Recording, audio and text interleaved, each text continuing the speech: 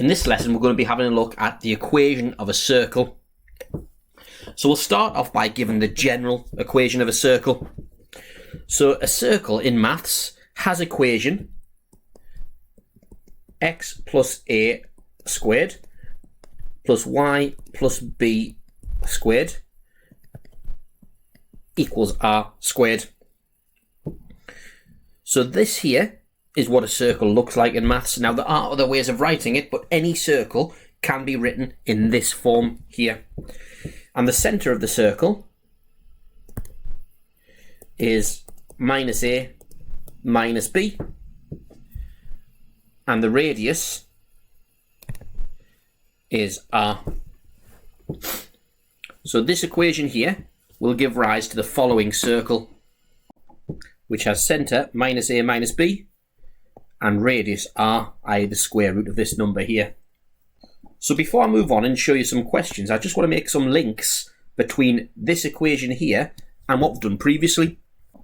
So notice that both of these parts of the equation here are in complete square form. Well, complete square form can help us find the line of symmetry of a quadratic equation.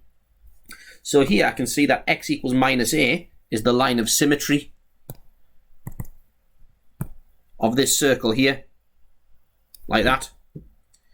But also, y equals minus b is also a line of symmetry. There's two lines of symmetry, one horizontal and one vertical. Again, what you'd expect from a circle. So the complete square form really helps us see that as well. So moving on, let's apply this to some questions now. So determine the radius and the coordinates of the centre of the circles with the following equations. So this first one here is in the exact form that we need to be able to just read off the centre and radius. So we can see that here the centre for part A is 1 minus 3, i.e. the negative of the number in the brackets, and the radius is the square root of the number there, so that's r squared equals just 5. So that circle there has centre 1 minus 3 and radius of 5. Part B. So x squared plus y plus k squared equals 40. Well, what we can think of that as being is x plus 0 squared plus y plus k squared equals 40. And that makes it easier to see that the centre of that circle, the x coordinate, is minus 0, which is 0. So, in this case, the centre is 0, and the y coordinate of the centre is minus k, and the radius is root 40, which is equal to 2 root 10. And part C. Now this looks nothing like the general form of a circle. That looks nothing like that. But by completing the square, we can get it to look like that. So if we complete the square for the x terms, and we complete the square for the y terms, and then rearrange it to look like the general equation of a circle, then we can again just read off the centre and radius. So you might want to pause it and have a go at that yourself. But here we go.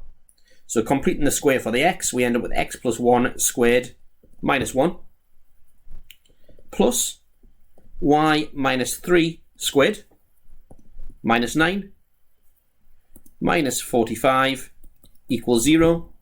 Then rearranging that now to look like the equation of a circle. That means I get x plus 1 squared plus y minus 3 squared equals, so 45 plus 9 plus 1 equals 55. Therefore, the centre is minus 1, 3, and the radius is root of 55, which won't simplify. So that's the briefest of introductions to the equation of a circle. So now let's move on to do the opposite. Now let's move on to do writing the equation of a circle given its features. And let's get straight into some example questions, show you how to do this. So it says find the equation of the circles with the following features. So it's got radius 7 and centre 6, 0. So remember, the general equation of a circle is x plus a squared plus y plus b squared equals r squared, and the centre is minus a minus b, the opposite of the number in the bracket, the negative of the number in the bracket, and the radius is r, which is the square root of that number there. So we can see here that this first one, and you might want to pause it and have a go at this yourself. Feel free to, but I'll keep going. So x minus 6 squared has x coordinate 6 as the centre, plus y minus 0 squared, which is just y squared,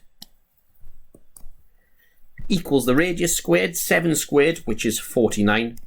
So nice and straightforward there. Part B. Diameter 6 root 10 and centre 5 root 2. Well, if the diameter is 6 root 10, the radius is half that. So that's 3 root 10. The centre is 5 root 2. So that means that x minus 5 squared plus y minus root 2 squared equals, and 3 root 10 squared, well, let's do in the calculator, 3 root 10 in brackets, because the whole thing was squaring, squared equals 90. So that's the equation of that circle. Now part C, a bit more difficult. I would encourage you, whenever it's difficult, like part C, whenever it seems a bit convoluted, when it's difficult to visualize, I think, draw a diagram. So let's just draw the axes now. Doesn't have to be very good, just a rough idea. So we've got centre 5, 7. So let's say 5, 7 is there. 5, 7. And the y-axis is a tangent to the circle. Like that. So rough freehand diagram. So what does that tell us? Well, the centre of the circle is 5, 7. And we knew that before we drew the diagram. X minus 5 squared plus y minus 7 squared equals, and the useful bit of the information that we can gain from the diagram is see that the radius is 5. It just touches the y-axis. The y-axis is a tangent to the circle. And we can see that that's 5 away from the centre. So the radius is 5, which means that there is 5 squared, which you know to be 25. So that circle there has equation x minus 5 squared plus y minus 7 squared equals 25. And this has been a much shorter lesson because getting to grips with these very basics and practicing them like mad, doing loads of questions on them, is really, really important. So have a go at the worksheet, do all the questions and really familiarise yourself with this general equation of a circle.